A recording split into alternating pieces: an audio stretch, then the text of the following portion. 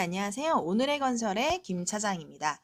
오늘은 건설업 연말자본금 모의 계산하는 거에 대해서 좀 알려드리려고 해요. 이제 곧 12월이 다가오죠. 건설업은 모두 다 알다시피 연말 자본금이라는 걸 맞추셔야 되잖아요.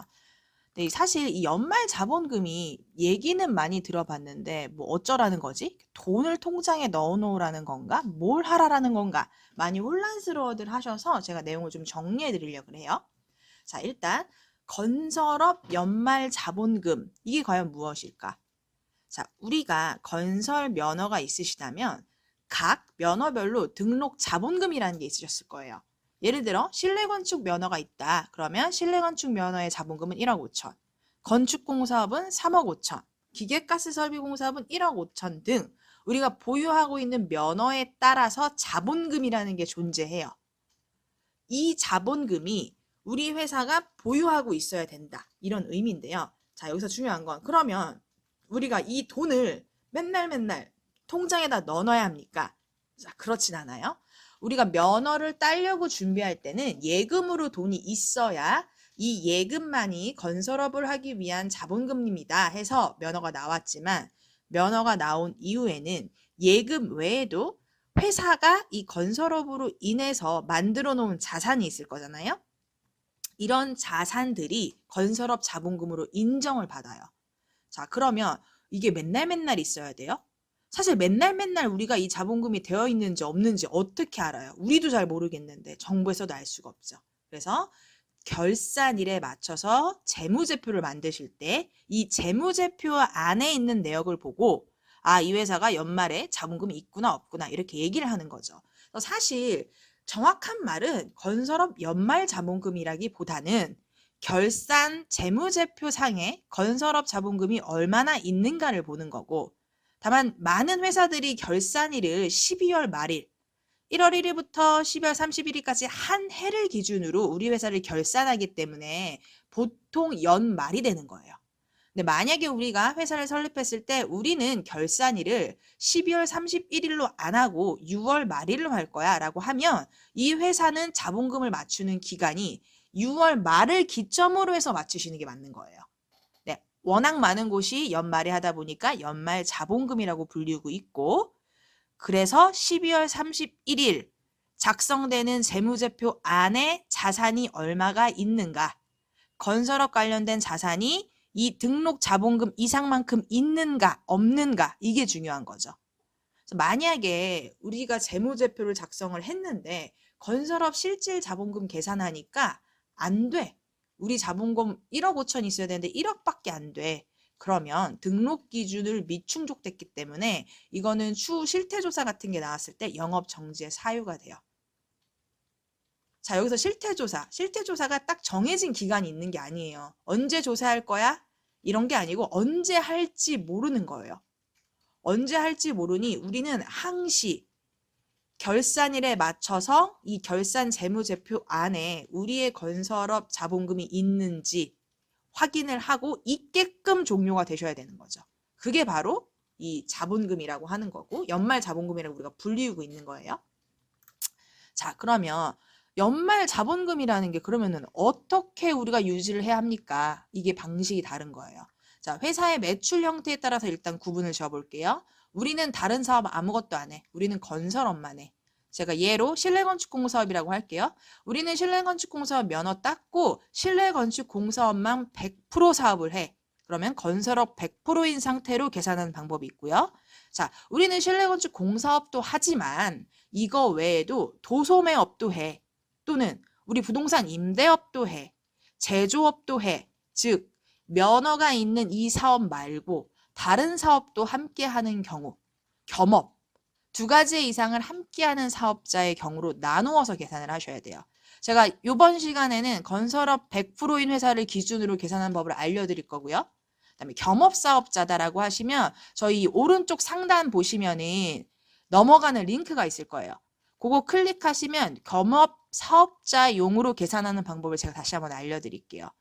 하지만 겸업사업자여도 지금 이 영상도 계속 보세요. 왜냐하면 건설업 실질자산으로 인정되냐 되지 않느냐 이런 부분이 도움되는 부분이 분명히 있거든요. 그래서 이 영상을 다 보시고 나중에 겸업사업자용 영상도 한번 더 보시는 걸 일단 추천드릴게요. 자, 일단 오늘은 건설업 100% 기준 계산법 안내 드려볼게요.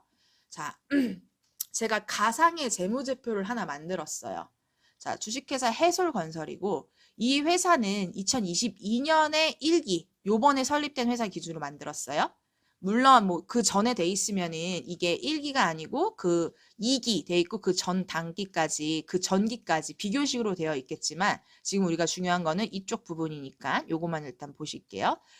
자, 심플하게 생각하면 건설업 자본금이라는 건 우리의 재무제표에 있는 자산에서 부채를 뺀 게 등록 자본금 이상 나오면 돼요. 자, 실내건축 다시 한번 예를 들게요. 우리 자산에서 부채를 뺀 게 자산 총계에서 부채 총계를 뺀 게 실내건축은 1억 5천이니까 1억 5천보다 넘으면 돼요. 자, 그럼 여기 회사는 이미 자산 총계 2억 5천 2백에서 부채 총계 3억 2천. 그래서 이 두 개를 뺀 게 바로 자본 총계거든요. 자본 총계 2억 2천. 그러면 1억 5천 넘었으니까 우린 다 됐네. 이렇게 생각할 수 있는데요. 그렇진 않아요. 자, 그 이유 설명드릴게요.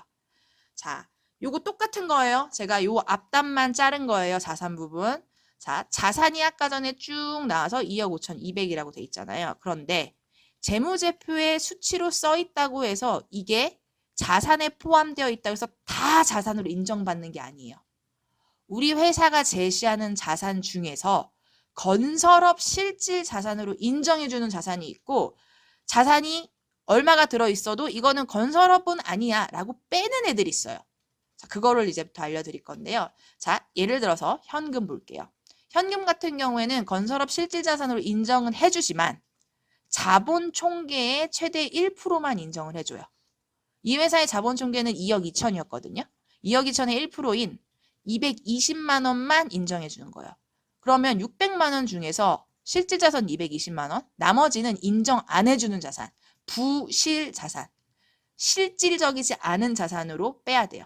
그러니까 얘는 마이너스 처리가 되는 거죠. 그래서 220. 자, 보통 예금. 보통 예금 같은 경우에는 인정돼요. 다만 이 예금이 12월 31일 하루만 들어가 있다고 인정되는 게 아니고요. 12월 31일을 기점으로 60일간의 평균 잔액을 가지고 해요. 그래서 우리가 12월 30일부터 뭐 2월까지 60일을 했는데 4천만 원이 평균이 됐어. 그러면 이거 다 인정. 만약에 평잔을 했는데 3천만 원이었어. 그러면은 4천이 아니고 3천만 들어가고 부실로 1천이 들어가야 되는 거예요. 평균 금액이라는 거. 그리고 이제 공사미수금. 공사미수금은 실내건축하려고 했고 우리가 세금계산서도 청구했고 계약서도 다 있는데 아직 돈을 못 받았어. 자, 이런 건 인정돼요. 다만 우리가 청구를 한 시기가 2년 이내에 청구를 했어야 돼요. 3년 전에 한 게 있어. 그러면은 이거는 못 받을 확률이 너무 크기 때문에 부실로 가야 돼요. 2년 이내에 세금계산서 청구한 건이 있는 공사건이어야지만 인정이 되는 거고요. 자, 그리고 선급금.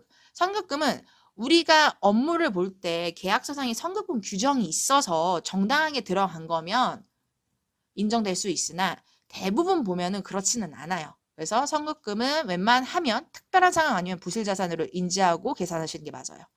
자, 그리고 주임종 단기채권. 자, 이 주임종 단기채권이라는 게 회사의 임원이나 종업원들한테 돈을 빌려준 내역을 말해요. 회사가 임원이나 종업원한테 돈 빌려준 거니까 자사로는 잡히나 이거는 실질 자산으로 인정받으려면 임원 말고 대표나 이사 말고 그냥 직원한테 전세자금의 대출의 이유일 때만 건설업 실질 자산이에요. 근데 주임종 단기채권은 대부분의 내용을 보면은 대표님들이 가져가신 내용이 제일 많죠. 그런 것들은 부실 자산이라고 보셔야 돼요. 자, 그래서 자산이 있지만 이걸 평가하는 기준이 이렇게 다르다. 그래서 건설업 실질 자산 이렇게 별개로 계산을 해봐야 돼요. 자, 원재료. 원재료 같은 경우에는 우리가 1년 이내에 매입한 매입 계산서 있고 그리고 우리가 결국 원재료가 뭐가 있습니다. 라는 원재료를 정리해 놓은 게 필요하죠. 우리가 타일 100개, 무슨 파이프 100개, 100개, 100개. 그래서 현재 남은 게 이 1,000만 원어치가 남았다라는 증빙을 해내셔야 돼요. 이게 있다면 인정. 마찬가지로 이 증빙 서류가 없다. 그럼 부실로 가야 돼요. 저는 일단 있다라는 전제로 했어요. 자, 그리고 자, 출자금. 출자금은 우리 공제조합에 예치해 놓은 돈이죠. 이건 100%죠. 공제조합이 예치해 놓은 거. 여기에 대한 증빙서류 필요하지만 공제조합에서 떼면 돼요. 이건 어려울 거 아니고. 자, 그다음에 차량 운반구. 우리가 차량이 있으면 차량 등록증 같은 거 있으시겠죠? 그거 당연히 들어갈 수 있고, 다만 구매 시점에 따라서 감가상각이 되니까 감가상각된 금액을 제외하고 생각을 하셔야 돼요. 요거는 제가 그냥 첫 해니까 알기 쉽게 그냥 이렇게 심플하게만 써놨어요. 그리고 이제 임차보증금. 우리 사무실, 우리 본점 소재지의 사무실 관련돼서 보증금을 넣어놨다. 그럼 이것도 인정 가능해요. 자, 그래서 회사가 제시한 재무제표상의 자산은 2억 5,200이었으나 이래저래 뺐어. 뺄 거 빼니까 2억 3,520만 원이라는 실질 자산이 나온 거예요. 그래서 이 회사의 실질 자산은 2억 3,520만 원이죠. 자, 여기까지 1차 체크했어요. 그러면 제가 아까 그랬잖아요. 자산에서 부채를 뺀 게 우리 등록자본금보다 커야 한다. 자, 그러면 이제 부채 부분 가볼게요. 자, 부채 부분. 아까 회사가 제시해 놓은 부채예요. 뭐 부채는 다 회사 부채니까 이걸 뭐 빼고 더할 것도 없어요. 자, 그래서 실질 자산 2억 3,520만 원에서 부채 총계 여기 있죠. 3,200만 원을 뺐더니 이 회사는 건설업 실질 자본금이 2억 320만 원이 나왔어요. 자, 자본 총계와는 좀 달라졌죠? 왜냐하면 인정받지 못하는 자산들이 있었기 때문에. 자, 어쨌든 이 회사는 실질 자산에서 부채를 뺀 게 1억 5천보다 커요. 그러니 여기는 실질 자본금이 충족이 된 거죠. 그러니까 문제가 없고 요대로 잘 마감을 하시면 된다라는 거. 그리고 참고로 제가 아까 전에 기준일자가 12월 31일로 했죠. 아직 12월 31일이 도래되진 않았어요. 그런데 예상을 해서 재무제표에 들어가야겠죠. 우리가 12월 31일이 지나고 나서는 모자라던 우리가 어떻게 뭘 해볼 수 있는 방법이 없잖아요. 그래서 지금부터 미리 가결산을 좀 받아서 11월 말 것까지라도 10월 말 것까지라도 받은 다음에 현재 어떤 컨디션인지를 파악하고 요 정도의 재무제표가 나오겠다. 근데 예상할 수 있겠죠. 근데 우리가 공사 미수금이 빠질 것 같은데 미수금 돈 들어올 것 같아. 그러면 만약에 미수금에서 2천이 돈이 들어왔어. 그럼 예금으로 2천이 채워진다면 어차피 이 재무제표는 변동이 없는 거잖아요. 그렇죠? 근데 우리가 공사미수금이 2천이 들어올 거고 예금으로 2천이 들어왔다 또 예금에서 1,000만 원이 나갈 것 같아. 그러면 우리는 아까 계산한 것보다 마이너스 1,000이 될 수도 있다. 이런 생각은 해야 되니까. 이런 식으로 가결산을 해서 어떤 컨디션일지 솔직히 말하면 예상을 하는 거예요. 예상을 미리 해보고 뭔가 부족할 것 같다라고 하면 자본금을 증자를 하던 아니면은 아까 뭐 주임종 단기채권 대표님이 빌려간 돈 그런 걸 빨리 갚던 부채를 갚을 수 있는 게 있던 매출을 더 일으키던 이러한 다양한 방법을 좀 모색을 해봐야겠죠. 모색을 해서 12월 31일이 되기 전에 정말 결산일이 도래하기 전에 수정할 수 있고 반영할 수 있는 건 다 반영을 해서 문제가 되지 않게 재무제표를 만들어 놓고 나서 12월 말일에 재무제표를 만들고 다 결산이 돼서 이제 그 다음 해에 이제 협회에다가 요 재무제표를 제출을 하시고 그럼 재무제표를 제출해서 문제가 없으면 실태조사가 나와도 우린 문제가 없는 거죠. 근데 만약에 문제가 있는 걸 제출했다 그럼 실태조사 시에 문제 생겨서 영업정지 나올 수도 있는 거죠. 그래서 지금 이거는 반드시 11월 안에는 검토 한번 해보셔야 돼요. 기장해 주시는 세무사님 통해서 가결산 먼저 해달라고 하고 앞으로의 우리 회사가 요대로 갈지 변화될지를 예상을 한 다음에 러프하게나마 요렇게라도 계산을 해봐서 우리 어느 정도 되겠구나 이런 예측을 하셔야 돼요. 모자라면 당연히 뭔가 방법을 찾으셔야겠죠. 그래서 사실 이 제가 말씀드린 계산법이 틀리진 않아요. 근데 굉장히 좀 더 복잡한 것들이 안에 들어가는 있어요. 그런데 요렇게 계산하시면 뭐 크게 문제는 없어요. 그래서 요 정도만 계산을 하신다고 해도 우리가 크게 문제되지 않게 체크할 수 있다라는 거 요거 참고해 주시면 좋겠고요. 저희 해솔C9이 건설 면허를 발급해 드리는 것부터 재무관리 상태 진단보고서 발급 요런 다양한 일을 하고 있어요. 그래서 궁금하신 게 있으면 연락 주시고 연말 자본금에 대해서 궁금하신다거나 어떻게 해결해야 될지 모르겠다 싶으셔도 연락 주시면은 제가 아는 부분에 있어서는 최대한 잘 설명을 드릴 테니까요. 궁금한 거 있으면 또 연락 주세요. 네, 이상 오늘의 건설의 김 차장이었습니다.